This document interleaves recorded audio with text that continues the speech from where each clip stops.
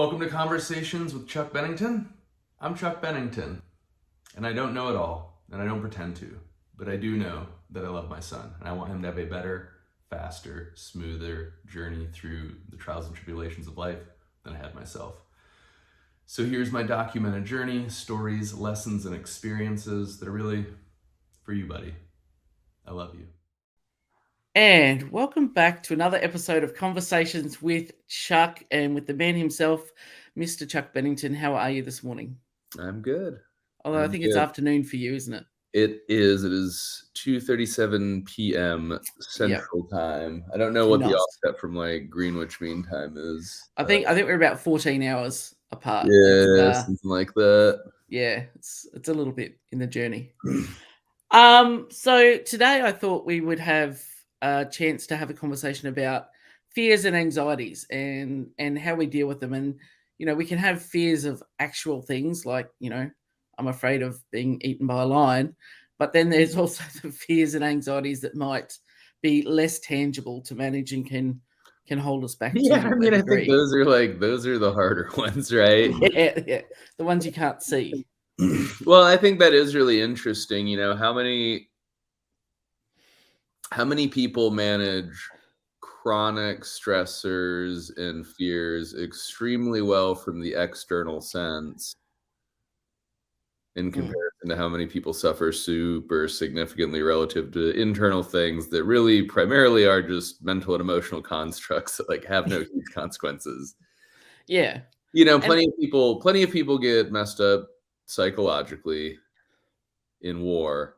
But when you look at the level of danger and the real external risks, it wouldn't stand to any logical reason that there are people that would choose to do that repetitively as the lesser of the two layers of, fear and anxiety and emotional and mental like turmoil to deal with. They're like, you know what, that one's nice because I can externalize it and like there is a thing to fight and we can make the constructs and the stories very real instead of in our head. I think that's like really difficult to manage for most of us. And I think sometimes the societal type expectations is, things can be labeled irrational. If you're talking to somebody who has no concern, I don't know, with something, say, if we talk about heights, oh, they're fine. Like, I love it. I look down, whatever. And then they can dismiss that, which tends to lead to you then to internalize things and go, no, I'm good with this, and put yourself in situations that are going to ramp up that turmoil and anxieties because you don't want to show it outside because you know that somebody's not going to receive it the way that they maybe could better. Yeah. I like social expectations into some construct of like, struggle. That's definitely there are for sure layers and levels of that I've kind of gone through. And so not directly going to college, that's like a big fracture from that. Going into the military is a fracture in that, a different sense. And then getting kicked out of the military and then embarking on a journey in coaching, owning a gym. These are lots of times that they were not typical decision paths that often didn't make the most sense to anybody else, that had plenty of fears and anxieties and reservations to attach to them. And sometimes we can do things to spite our fears and anxieties. To, we have a certain fear and anxiety, but we're going to do something anyway, just to, in spite of it, and just to I guess almost not feed it, but to just prove that we can do something, outside that or ignore that. So, for example, heading into a business venture, which is daunting and, Yeah, I mean, I think that often is, that is That is the true path in the hero's journey. So if you look at the hero's journey, there is a character with a desire, but there's some type of conflict. Sometimes the conflict is initially often external. Mm. And as the hero works to reach the original goal with the original conflict, ends up pursuing another goal that is required to overcome some type of internal conflict. Yeah. You know, And it's Lightning McQueen wanted to win the Piston Cup, but it turns out mostly he needed to learn how to not be a dick and like work with a team. yeah. When you and it is that inner there always that small inner or sometimes big inner transformation when we, you know, take those steps.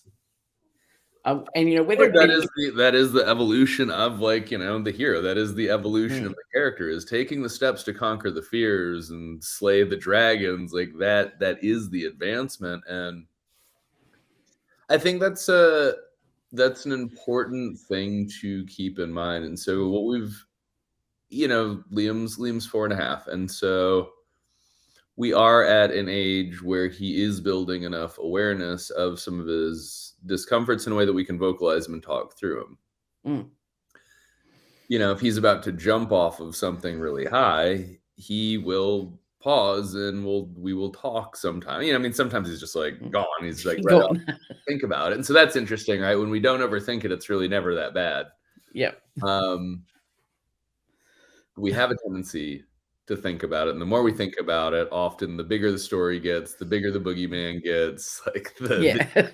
endless pit gets. Yeah. And so as we're talking through with him in these intersections in life, we've had social ones too, and I'll kind of go through a few examples, that it is really trying to coalesce the idea of what it means to be brave, what Mm, it means to be courageous. It is not that there is no fear. It is not an absence of fear. mm, It is being willing to act in spite of the fear. mm, And that wasn't something that was really communicated very clearly to me, at least in a way that I remember, or in any way that was really sticky or significant to me through my childhood and adolescence and early adulthood. And you go into the idea of conquering your fears, and that's pretty prevalent, but I don't know that anybody had really stopped to just contextualize, like, courage and bravery are not an absence of fear. It is not being mm. fearless. Yeah. It You're just is not being attaching to willing it. to back, just to act in spite of. And so that's something that we talk about with him to try to really help him understand. And he'll recognize when he feels uncomfortable in a social situation, like if there's a new friend group, especially if they're older. Yeah, Mm, like that's very normal, very natural. And he's like, I'm nervous. Like, all right, cool. Like, let's talk through it. mm, How could you introduce yourself? Is there anything that you notice about them that helps you see where you guys have similarities? mm, Is there a way that we can logically diminish the fear and find a better way to make use of the situation? Um, but yeah, it's definitely it's a skill set we're working on cultivating with him. mm. And it's can be difficult, but I think it's good to do that at a young age because he has he's not burdened down by all the past traumas and experiences that we've Right, all like, had, how which much stop better and us. braver would all of us be if we didn't have these stories that were entrenched over a lifetime? Yeah, that stop us running into the fire. But he kind of has a clean slate that you can build foundations on to say, okay, and have more positive interactions and understanding that emotion rather than like being afraid is something that's considered weak, for example, or it's just a story you're telling yourself or whatever. To be Like, able just to suck it up. understand different elements of it. So can you separate fear and anxiety? Mm, Okay, that's a helpful one. If we're looking at fear, is it simply fear of the unknown? Is it fear of a perceived trade-off? Is it fear of loss? Like if we can recognize I am feeling fear and then step back and be like, well, what are the things that you're actually afraid of? A Mm, lot of them can really be chunked away pretty simply, rationally, and logically, but that isn't really that useful unless we can change something emotionally first. mm, And I think that's part of where a lot of us struggle with this inner turmoil is because we quickly rush to rationalizing, justifying, just building these bridges of logic to be like, you're feeling fear. Here's why, like that's crazy and it's not really rational. Be like, yep, yep, yep, yep, yep, yep, yep, yep, cool, and mm. you're good for like 20 minutes, and then it all just creeps back in from the blackness and the shadows. And at least this has been my experience. This is kind of like Mm, where my level of awareness and how I think about it. Um, whether we're looking at like story structure and storytelling, or if we're looking at humans make emotional reasons that they then defend and justify with logic and reason, or if we're looking at what actually gives somebody enough focus to pay attention to the logical and rational things and makes them sticky enough to really mm, matter in their brain, is at least as far as I have come to observe at this point, there needs to be some emotional prompting in advance of really anything else. And so if you're in a really bad emotional place, really negative state, you need to change the state before you can change the story, before you can establish the strategy. mm. And so many people just like they run headfirst into like building the plan in a logical, rational way, and then we just end up overwhelmed with this thing that looks so simple on paper. We're like, oh man, I sure suck that I can't even do this to fix this Mm, thing that I'm aware of. And it's not that any of it's bad or wrong. It's just mm, that the, at least from what I have, watched, read, worked on in my own coaching interactions, paid attention to with myself, the sequence really matters, like mm. profoundly so. And you can think about it in something as simple as baking a cake. And I used this example this weekend while I was coaching a seminar. Have you ever baked a cake? Most Mm. people would say yes. Even if you have all of the ingredients, when you put the eggs in, sure makes a big difference.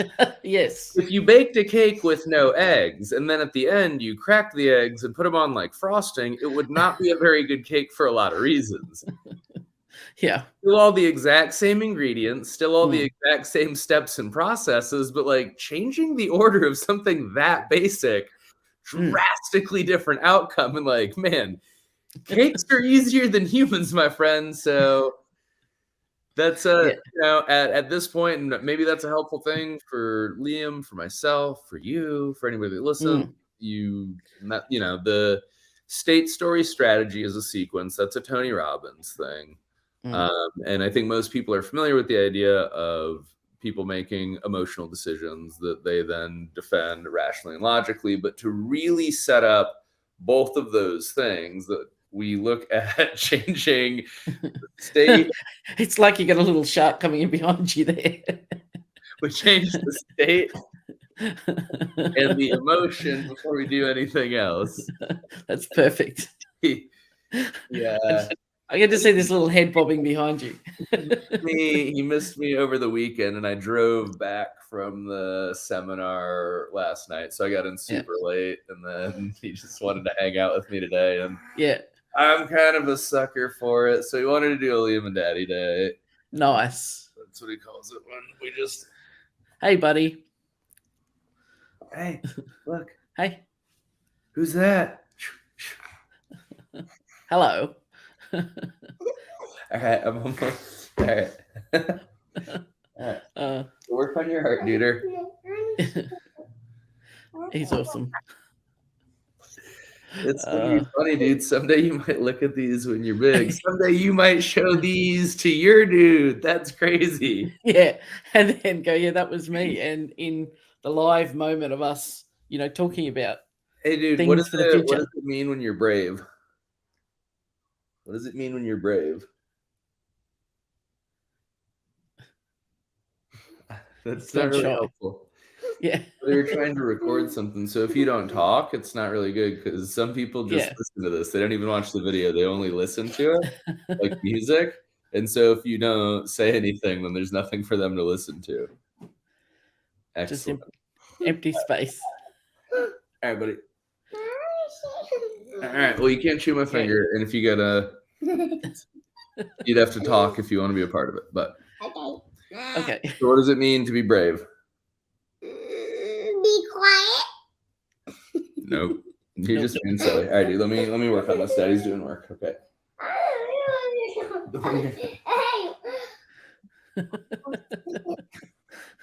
He's awesome. Round 2. Yeah. There we go. All right, buddy. Remember, what was the deal? If we do a Lehman Daddy Day, I have to be able to work.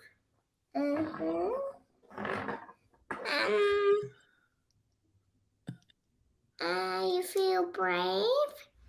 Yeah. And what are you doing? What does it mean when you feel brave? Oh, proud of yourself? You end up being proud of yourself. That's right. Yeah. You're brave. That's when you're afraid of something and you do it anyway, and it always makes you proud of yourself. That's right.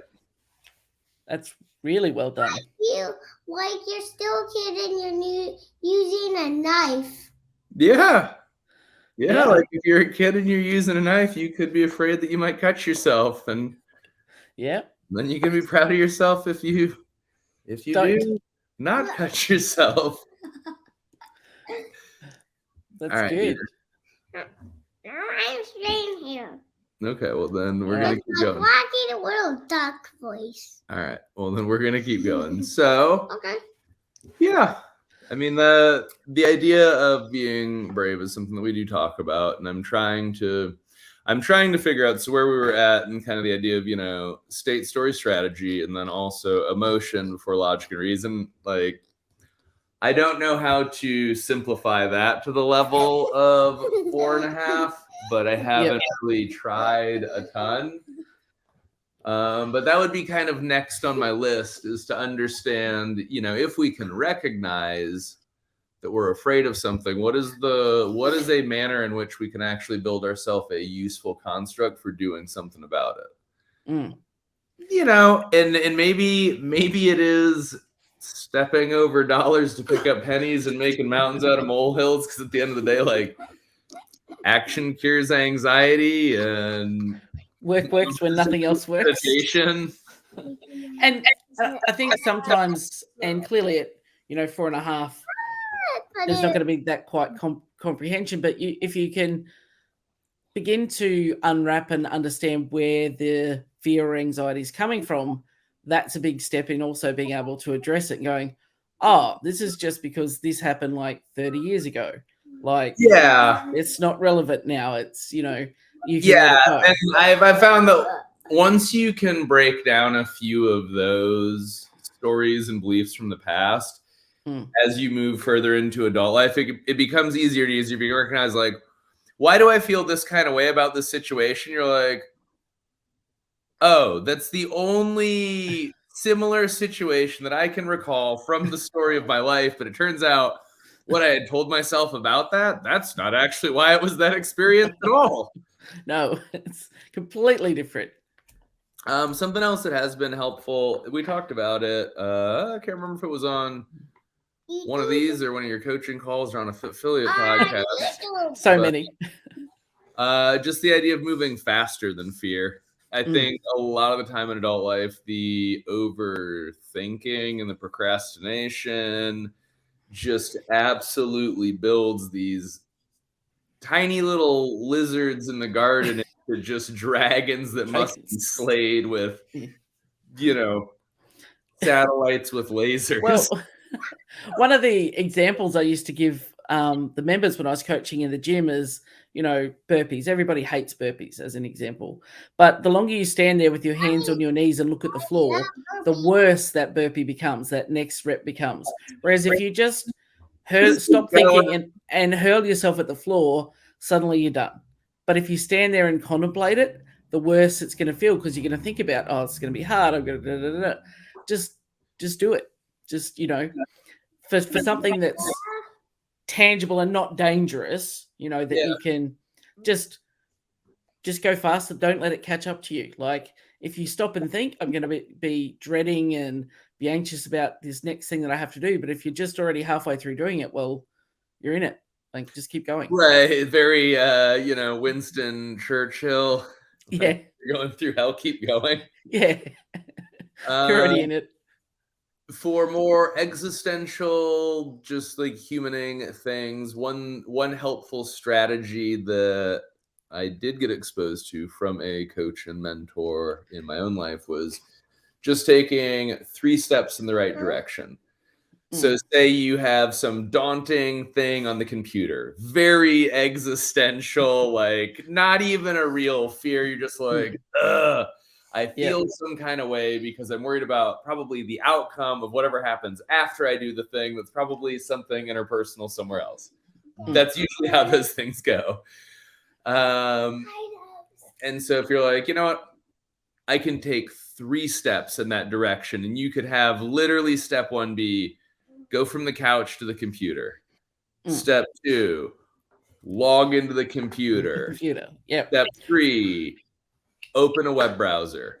And that's it. Like, if you do those 3 steps, you've at least moved further forward. And if you make yourself do another 3 steps next time, you'll be further into the process. But more often than not, it's really just getting started, where you're like, this is so dumb, because in less than 30 seconds, you've made more progress than you have in all of the hours or days of dreading this thing. And you're like, thinking about it. This has robbed me of the last 2 weeks of my life and all of my peace and all of my time by myself and with my loved ones and doing everything else that matters to me. I should probably just go ahead and do this, especially if it's an inevitable thing. And it's actually, I was reading or listening to a book by Ant Middleton, who's the guy who does like the SAS Who Dares Wins TV show. And he's talking about in the middle of a battle, for example, one of the skills they're taught is to focus on the 1 meter rule. So what in this 1 meter can I control, this 1 meter square around me? And then I take a step into the next meter. And then what am I doing what's the next thing I can do in this meter that's going to help me progress forward? And you're just on that immediate thing. And what's the next thing that I need to do to get out of this situation or into this situation? And it's just that immediacy around you, not thinking about, there could be 50 people behind the door with big guns that want to shoot me. It's, okay, I'm safe in this little square. How do I now step to the next square? And breaking it down.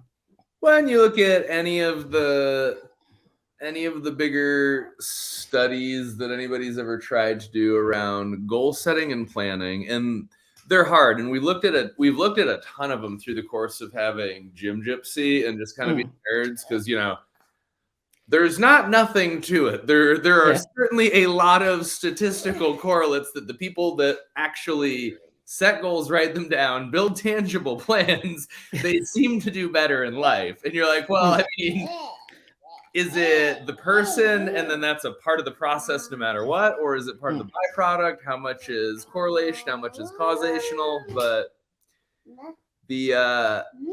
I think a lot of what makes it work well is that idea of moving from 1 meter to the next in a plan, is because for most people, an enormous amount of their fear and anxiety simply exists because of the unknown and the overwhelm. And so if we can take anything and just chunk it down to something that is like, what is step 1? You know what? Step 1 seems pretty reasonable. And you're like, and if I took step 1, step 2 seems like it would also be pretty reasonable. It seems impossible to go from, no YouTube channel at all to full-time YouTuber. But if you really break it down into little chunks, you're like, I mean, I guess I probably could make a video every day for the next 10 years. And if I did that, it's pretty logical that it would be hard not to be in a very different place in life. Yeah.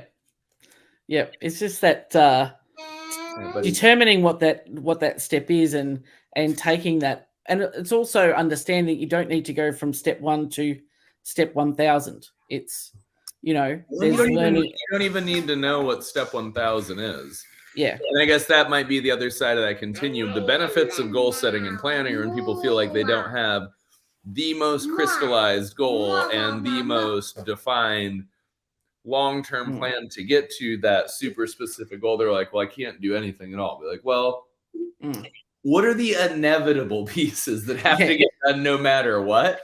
Yeah. We can at least do that. Yeah, and it's comes down to, you know, and in that goal setting, I think back in one of my previous lives, I was a project manager, and one of the systems that we used was very much about having, you know, these little milestone, little gatekeepers along the way, which are like, you know, your mini milestones, and going, if I get to this, that rest long-term stuff's going to take care of itself, but I've at least got to this, rather than banging away and you make those decisions. Do I continue on? Does this still make sense? Do I not? That's a yes, no point. And then you just keep progressing through, and eventually you'll get to a way better outcome than what you initially set out for anyway, because you've rewarded yourself along the way by going, yes, I've got to this point. And then it's a yes, no decision about, do we keep going or do we adjust slightly? Yeah, and I think that it's probably also helpful for most people to think back to, you know, how many times in your life has the set goal stayed the set goal? How many times has the set plan stayed the set plan? And sometimes it does happen, and sometimes it does work out that way, but it is for sure fewer and further between than anything that I'm aware of that somebody's like, goal never changed, plan never changed. I was totally all in, completely correct from the beginning, and there were no other internal or external factors I hadn't planned for, and there was no other variables, and like I totally went smoothly. This meticulous plan. Well, look at our as an example, I guess, is, you know, our good friend Tosh, who's about to embark in December rowing across the Atlantic. And, you know, I'm sure they've planned everything down to the nth degree, but there's going to be a million things that happen that, you know, you can plan for the weather, but you can't plan for the intensity of it, or any of those things. You can have all the stuff you need, but there's still going to be things that happen that you're like, didn't see that coming. And right, and it can be like, I mean, anything, and anything has the potential to change the trajectory of everything. Yep. And, you know, that's the best laid plans of mice and men, right? Yep.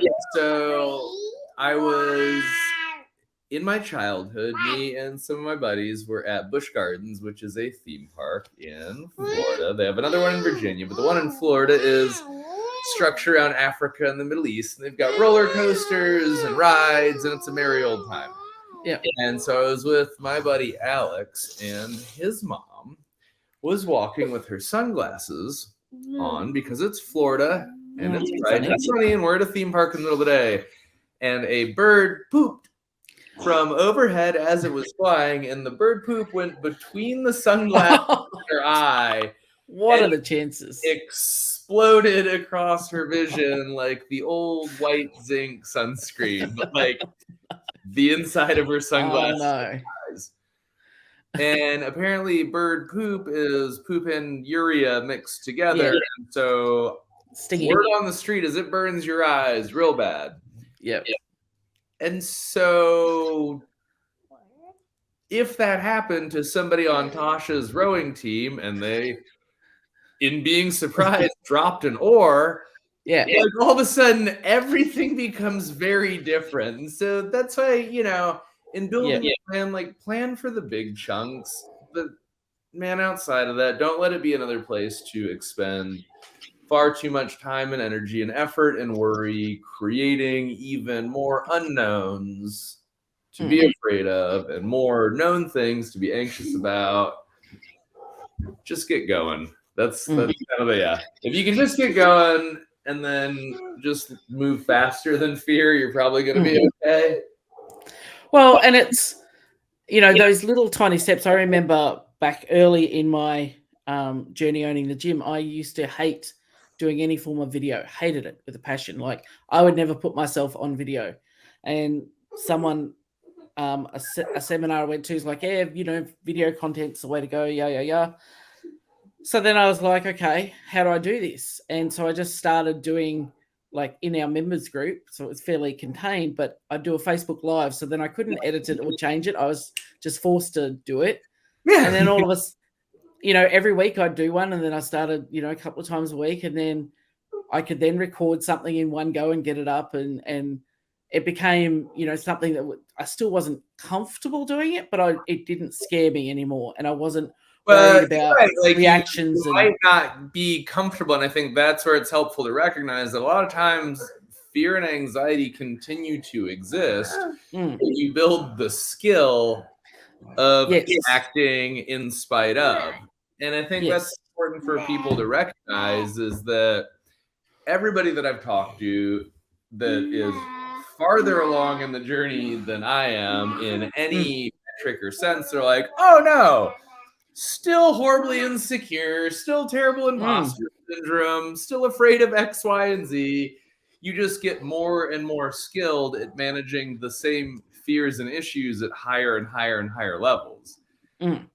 For some people, their idea of being terrified of public speaking is talking in front of the 4:30 class, because there's usually 15 people there, and they're used to coaching the, 7 a.m. class, 4 people. And they're like, man, 4 and 12 are very different groups. 4 and 15 are very different groups. That is enough for my anxiety. Then I recognize that for a lot of people speaking to, stadiums with 100,000 people, they're like, yeah, I still totally know what you feel like. This is just where I've managed like the skill and the fear to get it to. And it's also understanding that feeling and knowing that it's not the end of the world feeling. So it's not understanding when you get a fear or anxiety and telling the difference between that and your body saying, no, dude, if you step off this ledge, you're in definite danger, versus, I understand the fear and anxiety before I jump on a podcast or I speak in front of something, and then it's like, but I understand it's not terminal. It's not the end of the world. Well, and so I think that's a really interesting place that we're at evolutionarily and socially, because in a lot of ways, we've come full circle to these otherwise existential internal fear crises now do exist in the external world and can impact us in a very material way. Like, you had to really have an enormous reputation and also really enormously and very publicly butcher that for many years in the past. But so long as you have, personal brand to some degree, or just like audience to some degree, or a large network, any one person can potentially unravel the entire thing. And so some of those internal fears of social acceptance, of other people's obligations, of expected or intended reciprocity, all of a sudden, like, there is a very real external place that like that could manifest. And so I think that's a lot of where a lot of struggles exist right now. At least for people that I talk to, in coaching and in business and on social media, it's like, hey, my internal fear that for most of my life was very, very just super illogical. Well, now it's not quite as illogical. Yeah. Because an uncomfortable conversation via text is very different than like over a fireside chat. Because over a fireside chat, like, we just have our experience and a story about it to go our other way. But in a text, all of a sudden somebody's got like screenshots that can unravel your life. Yeah. And so, it changes the nature of how the fears relate. All right, buddy. Yeah. It does it does, that context and that moment can make it very different, and also then how you approach it and handle it and what you're prepared for as well in that moment. Well, like, how much it, and how does that feed into fears and anxieties when there is less that you can prepare for in a known way? And I've always been the sort of person, like, I like to prepare for every outcome, every eventuality, and everything that I need to do, and have everything laid out. And that's not how life works, as I've learned numerous times. There you go. In the beginning of life, it's like being at the trunk of the tree. Yeah. So anyway, you're gonna poop your pants for a long time, and then you're gonna learn to crawl, and then you're gonna learn to walk, and And there's not really a whole lot of other alternate realities. Like other No. things can happen, but they're not a part of your decision-making framework. There's not a lot of variability to it. Yeah. But the further you go, the more it's like making it out to the smaller branches with more dispersion, and they're all further apart. And then there's more of them coming off. It's like, well, what's the right way to go? Then you have to make decisions. Do I decide to go this way or that way? The decisions are much further away. Yeah, with broader impacts and outcomes. So it's like, well, do I go left or do I go right? It's like, how do you it's like that sliding doors type thing, if you made one different decision, where would your entire life be? Well, and so I think what is helpful in that is, can you identify where, at least in different paths of a branch splitting, they're both still going in the same direction that you're looking for. But if you find a path on a branch, one is going east, one is going west, man, that's very different than, well, hey, you know what? Almost all of the branches on the entire tree split, and they almost all entirely do keep going up. So as long as this universal up I'm good with, then there's not as much decision bandwidth and fatigue and anxiety that needs to get assigned to it. Like if any given decision will get you closer to where you're going in a given situation, happy days. If both of them will move you further reasonably forward, happy days, because life probably is longer than most of us appreciate more often than not. And, a lot can change in a short period of time if you choose for that to be the case. And maybe that is one of the things that lets us work into like something useful to consider in managing a lot of those fears and anxieties. Is they're going to exist no matter what, but you can move through them a whole lot faster. And usually in moving through them faster, it does get better. And most of us have examples of that in our life. Whether it's looking at relationships that we were afraid to get into, relationships that we were afraid to get out of, career directions we were afraid to get into, career directions we were afraid to get out of. Like a bigger element of fear robbed us of this enormous amount of time. And as soon as we got to that deciding line where something happened, probably emotional, that changed our state enough for us to rewrite the story and have the strategy to actually do something different. For most people that I know and myself, huge pieces of life change in these incredibly consolidated, collapsible periods of time relative to the buildup of all of it before it. Yeah. Not always the case, but super frequently you'll be surprised at how much of your life can change in very, very short order. Oh, absolutely. And it just takes, and it's when you sit back and reflect, and then you track back the path, like, how did I get to this point? And then you track back the decisions and the things that led you, like, like I was actually afraid of being at this point, but that's what I actually did to get to here. Yeah. And, you can always map back, and get to a point that, was the tipping point that you went, well, at this point, if I had not done X action, I would not be where I am now, Yeah, you recognize those milestone moments, and a lot of them are easier to see in retrospect. And what I believe at this point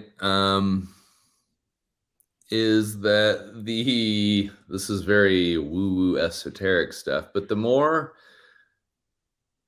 in alignment with the universe and the universal consciousness that you are, the more omens that you see and the more markers of being on the path you happen to come across. Absolutely. And I know it'd be very easy, like your reticulator activating system can be like, oh, once we pay attention to things, we see things. Interesting, smart guy. But man, I have had so many things that very much so defy an enormous amount of logic and reason. I'm like, man, we are like 4 for 4 today with weird things. Yeah. And I agree. I'm a big believer in that, energy, we're just big moving balls of energy. Yeah, and so like that's been helpful when I'm in places where I'm confronting fears and working on moving in spite of. When I can see the omens, And even if it is like a placebo that I choose to believe they are, well, if it serves the purpose and it's beneficial, then I'm certainly not going to go out of my way to talk myself out of something that's working. Yeah. Yeah. And I don't know what really got us there in the conversation. Now my brain is drifting away. Yeah. It's talking about that understand and a little bit of that hindsight, but understanding what you went through and trying to make that sticky, I guess. Like if you think, okay, I've been through this experience, I made these decisions, I was scared to do X, Y, Z, but I did, and now here's where I'm at. If you can make that sticky in your brain, next time you come up with those situations, go, because as humans, we're hardwired to be negative to keep our dumbasses alive, but we can reflect back on that and go, okay, well, nothing bad happened last time that you were faced with similar. So it's okay to step forward and try and remember on that. That literally is the process of human growth and development. Like quite literally, right? What would happen if, I mean, do you enjoy falling over?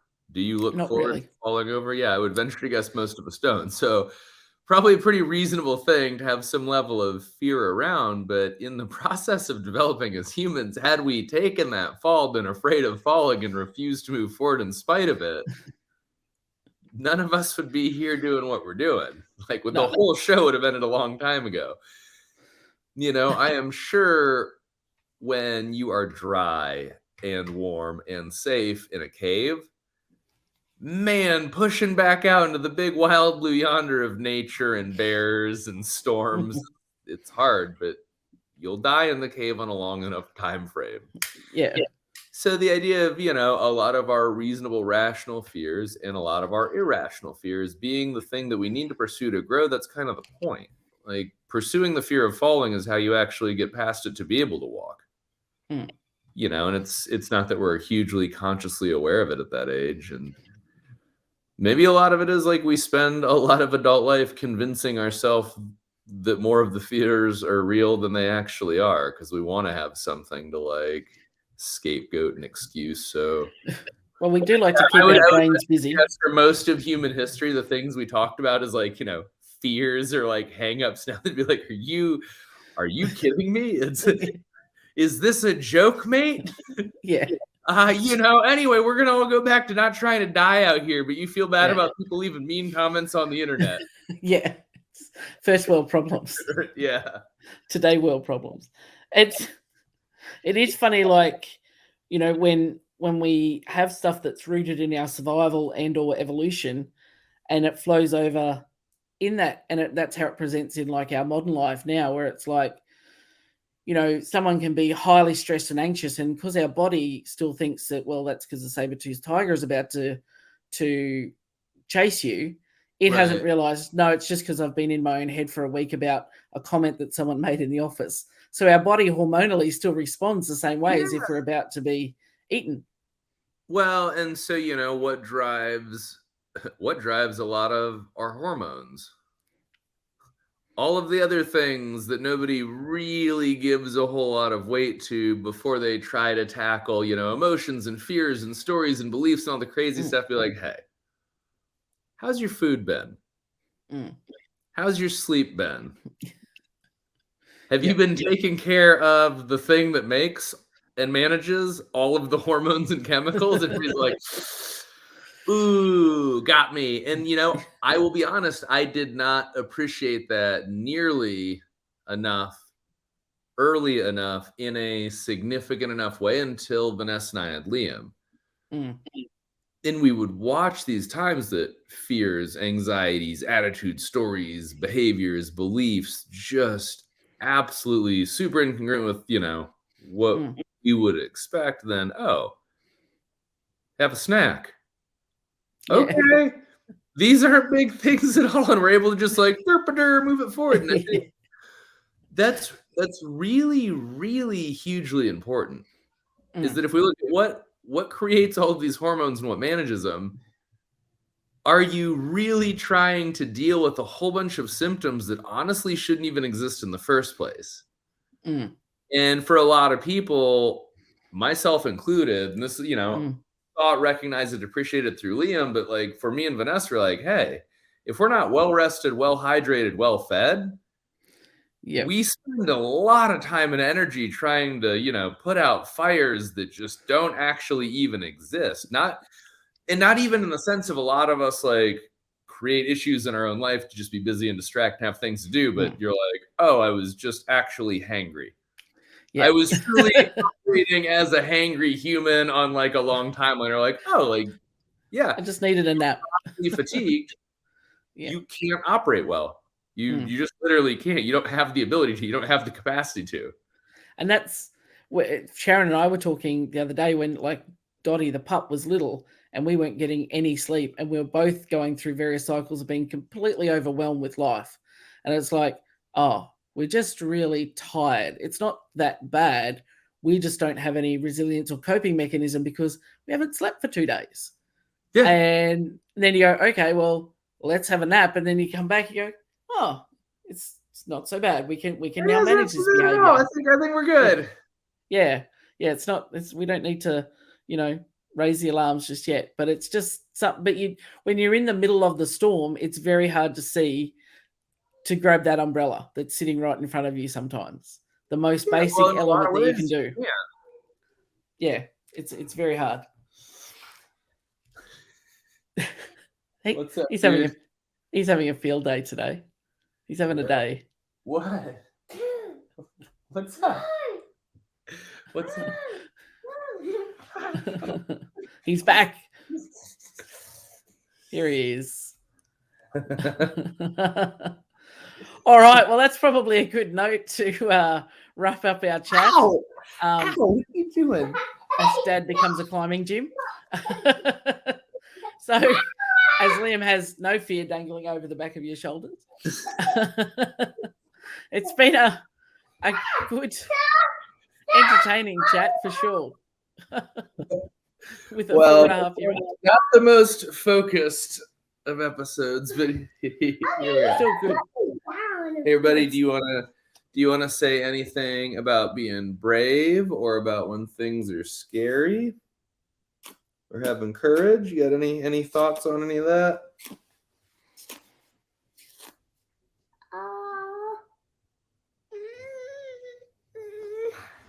Scary. What? Scary.